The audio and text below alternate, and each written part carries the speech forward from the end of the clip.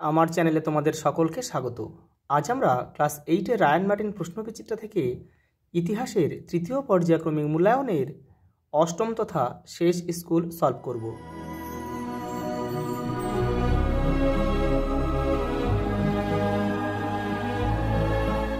প্রথম প্রশ্ন দেখো, ফোর্ট উইলিয়াম কলেজ প্রতিষ্ঠিত হয় 1800 খ্রিস্টাব্দে। জেমস রেনেল বাংলার মোট কটি মানচিত্র তৈরি করেছিলেন? 16টি। কলকাতার হিন্দু কলেজ প্রতিষ্ঠিত হয় 1817 খ্রিস্টাব্দে। পরেরটা দেখো, প্রার্থনা সমাজ প্রতিষ্ঠা করেন কে? দেখো এখানে উত্তর হবে হচ্ছে মহাদেব গোবিন্দ রানাডে। কিন্তু অ্যাকচুয়ালি দেখো প্রার্থনা সমাজ কিন্তু মহাদেব গোবিন্দ রানাডে প্রতিষ্ঠা করেনি, এখানে শুধু অপশানটা আছে বলে আমরা এটা করলাম। দেখো প্রার্থনা সমাজ প্রতিষ্ঠা করেছিল আত্মারাম পাণ্ডুরঙ্গ মহারাষ্ট্রে 1867 খ্রিস্টাব্দে। একটু দেখে নাও, এই দেখো দেখো প্রার্থনা সমাজ 1867। দেখো ব্রাহ্ম নেতা কেশবচন্দ্র সেনের প্রভাবে 1867 খ্রিস্টাব্দে ডক্টর আত্মারাম পাণ্ডুরঙ্গের নেতৃত্বে মহারাষ্ট্রে প্রার্থনা সমাজ প্রতিষ্ঠিত হয়। পরবর্তীকালে বিচারপতি মহাদেব গোবিন্দ রানাডে ও ঐতিহাসিক রামকৃষ্ণ ভান্ডারকর এই প্রতিষ্ঠানে যোগদান করেন। এটা একটু দেখে নাও, দয়ানন্দ সরস্বতী কী করেছিল? আর্য সমাজ প্রতিষ্ঠা করেছিল। কোথায়? বোম্বাইতে 1875 খ্রিস্টাব্দে। পরেরটা দেখো, ভারতের মুসলিম সমাজের আধুনিকীকরণের অভিযান প্রথম শুরু করেছিলেন কে? স্যার সৈয়দ আহমদ খান। পরেরটা দেখো, নীল বিদ্রোহের প্রতি সহানুভূতিশীল ছিল হিন্দু প্যাট্রিয়ট ও সোমপ্রকাশ পত্রিকা। বঙ্গভঙ্গের পরিকল্পনা করেন লর্ড কার্জন। কবে? দেখে নাও একটু, 1905 খ্রিস্টাব্দে 19শে জুলাই। আর কার্যকর করেছিল কবে? ওই বছরই 16ই অক্টোবর। পরেরটা দেখো, মহারাষ্ট্রের শিবাজী উৎসব চালু করেছিলেন কে? বাল গঙ্গাধর তিলক। দেখো 1929 খ্রিস্টাব্দে গান্ধীজির নেতৃত্বে কংগ্রেস ঘোষণা করে পূর্ণ স্বরাজ অর্জনের কথা। পরেরটা দেখো, তাম্রলিপ্ত জাতীয় সরকার গঠিত হয় সতীশচন্দ্র সামন্তের নেতৃত্বে। সালটা একটু দেখে নাও, সতীশচন্দ্র সামন্তের নেতৃত্বে 1942 খ্রিস্টাব্দে। কোন অধিবেশনের প্রস্তাবে মুসলমানদের আলাদা জাতি হিসেবে আনুষ্ঠানিকভাবে ঘোষণা করা হয়? 1940 খ্রিস্টাব্দের লাহোর অধিবেশনের প্রস্তাবে। সরকারি, পরেটা দেখো, সরকারি ভাষা হিসেবে ফার্সির বদলে ইংরেজিকে স্বীকৃতি দেওয়া হয় কবে? 1837 খ্রিস্টাব্দে। 1949 খ্রিস্টাব্দে 26শে নভেম্বর কী হয়েছিল? দেখো ভারতের সংবিধান গৃহীত হয়েছিল গণপরিষদ কর্তৃক। আর ভারতের সংবিধান কার্যকর হয়েছিল 1950 খ্রিস্টাব্দের 26শে জানুয়ারি, যেটা আমরা প্রজাতন্ত্র দিবস হিসাবে পালন করি। পরেরটা দেখো, পশ্চিমবঙ্গের পঞ্চায়েত ব্যবস্থার দ্বিতীয় স্তর কি? পঞ্চায়েত সমিতি। পরেরটা দেখো, পূর্ণ বাক্যে উত্তর দাও। কত খ্রিস্টাব্দে কোম্পানি দ্বৈত শাসন ব্যবস্থা তুলে দিয়ে সরাসরি বাংলার শাসনভার গ্রহণ করেন? 1772 খ্রিস্টাব্দে। হিন্দু কলেজ প্রতিষ্ঠায় কোন বিচারপতি উদ্যোগী হয়েছিলেন? Sir Edward Hyde. Sanskrit college কে প্রতিষ্ঠা করেন? Sir Jonathan Duncan. 1791 খ্রিস্টাব্দে বেনারসে। দেখে নাও, এই 1791 খ্রিস্টাব্দে বেনারস জোনাথন ডানকান প্রতিষ্ঠা করেছিলেন সংস্কৃত কলেজ। পরেরটা দেখো, মাদ্রাজ প্রেসিডেন্সিতে কার নেতৃত্বে বিধবা বিবাহ আন্দোলন শুরু হয়? বীরেশলিঙ্গম পান্তুলু। সিপাহীরা কোন মোগল সম্রাটকে হিন্দুস্তানের সম্রাট হিসেবে ঘোষণা করে? দ্বিতীয় বাহাদুর শাহ। ভারত কবে থেকে রানী ভিক্টোরিয়ার শাসন শুরু হয়? 1858। দেখো কাদের কাছে ব্রিটিশ শাসক ছিল বিধির বিধান? ভারতীয় মধ্যবিত্তদের কাছে। পরেরটা দেখো, অনুশীলন সমিতি কে গঠন করেন? সতীশচন্দ্র বসু 1902 খ্রিস্টাব্দে। গান্ধীজি লবণ আইন ভঙ্গ কোথায় করেছিলেন? গুজরাটের ডান্ডিতে। কত খ্রিস্টাব্দে? 1930 খ্রিস্টাব্দে। কংগ্রেস কোন অধিবেশনে গান্ধীর সঙ্গে সুভাষের সংঘাত শুরু হয়? দেখো তোমাদের বইয়ের 127 নম্বর পেজে আছে, দেখে নাও। এই দেখো, এই 1928 খ্রিস্টাব্দে কলকাতা অধিবেশনে গান্ধীর সঙ্গে সুভাষের সংঘাত শুরু হয়। পরেরটা দেখো, ভারতীয় মুসলমানরা তুরস্কের সুলতানকে কিভাবে দেখতেন? খলিফা হিসেবে দেখতেন। কোন সংস্কার বিধিতে হিন্দু ও মুসলমানের সমানুপাতিক প্রতিনিধিত্বের বিষয়টিকে অগ্রাহ্য করা হয়? 1909 খ্রিস্টাব্দে মর্লে মিন্টো সংস্কার বিধিতে। সংবিধানের কোন অংশকে সংবিধানের বিবেক বলে মনে করা হয়? প্রস্তাবনাকে।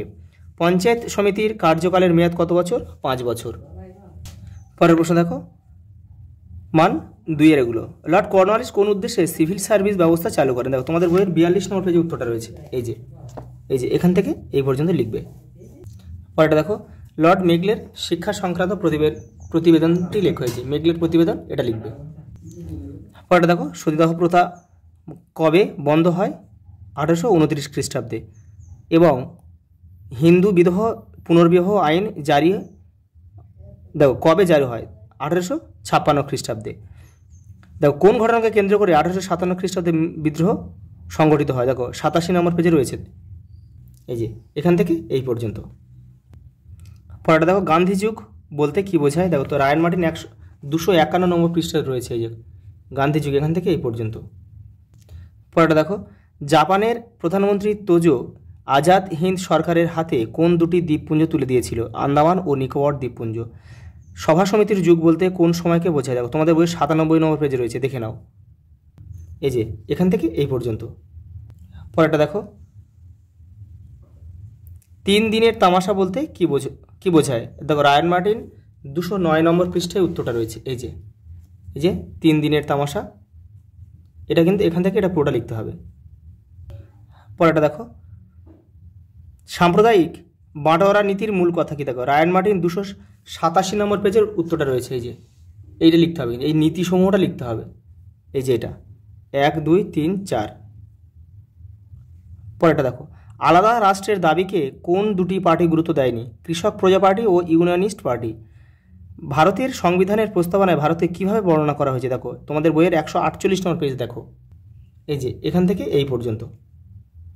পরেরটা দেখো, জেলা পরিষদের প্রার্থী হওয়ার জন্য কোনো ব্যক্তির কি যোগ্যতা থাকা দরকার? দেখো 153 নম্বর পেজে তোমাদের বইয়ের উত্তরটা রয়েছে, এই যে দেখো, এই যে এখান থেকে এটা লিখবে। পরেরটা দেখো, বিদ্যাসাগর কীভাবে নারী শিক্ষা বিস্তার ঘটান? দেখো 80 নম্বর পেজে রয়েছে তোমাদের বইয়ে, এই যে এইটা, এই দেখো এখান থেকে এই পর্যন্ত। পরেরটা দেখো, আলিগড় আন্দোলন সম্পর্কে সংক্ষিপ্ত টিকা লেখো, 83 নম্বর পেজে রয়েছে তোমাদের বইয়ের, এই যে আলিগড় আন্দোলন, এখান থেকে তোমরা করবে, এই পর্যন্ত করবে। পরেরটা দেখো, চরমপন্থী রাজনীতি উদ্ভবের 3টি কারণ লেখো। দেখো তোমাদের বইয়ের 104 নম্বর পেজে উত্তরটা রয়েছে, এই যে এখান থেকে লিখবে, এখান থেকে এই পর্যন্ত লিখবে। পরেরটা দেখো, বয়কট আন্দোলনের মূল বক্তব্য কী ছিল? দেখো রায়ান মার্টিন 212 নম্বর পেজে রয়েছে, দেখো বয়কট রয়েছে, এই যে প্রকৃত উদ্দেশ্য এটাই লিখতে হবে, এই যে এটা আর এটা দুটোই করবে। পরেরটা দেখো, গান্ধীজির অহিংসা সত্যাগ্রহ আদর্শ বলতে কি বোঝায়? দেখো তোমাদের বইয়ের দেখো 116 নম্বর পেজে রয়েছে, এই যে এটা লিখতে হবে, এখান থেকে এই পর্যন্ত। পরেরটা দেখো, নৌ বিদ্রোহ সম্পর্কে সংক্ষিপ্ত টিকা লেখো, 132 নম্বর পেজে তোমাদের বইয়ের উত্তরটা রয়েছে, এই যে দেখো এটা পুরোটা কিন্তু লিখতে হবে। পরেরটা দেখো, পাকিস্তান প্রস্তাব সম্পর্কে সংক্ষিপ্ত টিকা লেখো, তোমাদের বইয়ের 142 নম্বর পেজে উত্তরটা রয়েছে, এই যে পাকিস্তান প্রস্তাব। পরেরটা দেখো, সাম্প্রদায়িকতা তৈরিতে দ্বিজাতি তত্ত্বের ভূমিকা কতখানি? দেখো রায়ান মার্টিন 276 নম্বর পেজ দেখো, এই দেখো দ্বিজাতি তত্ত্ব কি? দ্বিজাতি তত্ত্বের উদ্ভবে পটভূমির পুরোটা না লিখলে হবে, তোমাদের এইটা লিখতে হবে, এই যে হিন্দু মুসলমানের মধ্যে উন্নয়নের বৈষম্য, এটা লিখলেই হয়ে যাবে। পরেরটা দেখো, ভারতের সংবিধানে ধর্মনিরপেক্ষ কথাটির অর্থের ব্যাখ্যা করো। দেখো তোমাদের বই 148 নম্বর পেজে রয়েছে, এই যে দেখো ধর্মনিরপেক্ষ, এখান থেকে এইটা লিখতে হবে। পরেরটা দেখো, ভারতের সংবিধানে সার্বভৌম কথাটির অর্থের ব্যাখ্যা করো, 148 তোমাদের বইয়ের, এই যে এখান থেকে এইটা। পরেরটা দেখো, রাজা রামমোহন রায় সমাজ ও ধর্মীয় ক্ষেত্রে কী ধরনের সংস্কার করেছিলেন? তোমাদের বইয়ের 78 নম্বর পেজে রয়েছে, দেখো এই যে এখান থেকে এইটা। পরেরটা দেখো, সাঁওতাল বিদ্রোহ সম্পর্কে সংক্ষিপ্ত ব্যাখ্যা করো, 84 নম্বর পেজে রয়েছে, এই দেখো এই যে সাঁওতাল বিদ্রোহ, এখান থেকে লিখতে হবে। পরেরটা দেখো, অহিংস অসহযোগ আন্দোলনের বৈশিষ্ট্যগুলি উল্লেখ কর। দেখো রায়ান মার্টিন 234 নম্বর পেজে রয়েছে, এই যে এখান থেকে এই যে এপারে অনেক বৈশিষ্ট্য রয়েছে, এগুলো লিখতে হবে, এই যে এপারেও রয়েছে কিছুটা, এই যে এই পর্যন্ত লিখলে হয়ে যাবে। পরেরটা দেখো, আজাদ হিন্দ ফৌজের গঠন ও কার্যকলাপ লেখো, রায়ান মার্টিন 247 নম্বর পেজে রয়েছে, এই যে আজাদ হিন্দের ফৌজ, এইটা এই যে এখান থেকে লিখতে হবে, তোমাদের এবারে লিখতে হবে, এই যে এগুলো সবই লিখতে হবে, কিন্তু এই প্রশ্ন কিন্তু পরীক্ষায় খুব আসে। পরেরটা দেখো, লর্ড কার্জনের বঙ্গভঙ্গের উদ্দেশ্য কী ছিল? স্বদেশ। আচ্ছা, এটা দেখে না, এটা হচ্ছে 197 নম্বর পেজে রয়েছে রায়ন মার্টিন।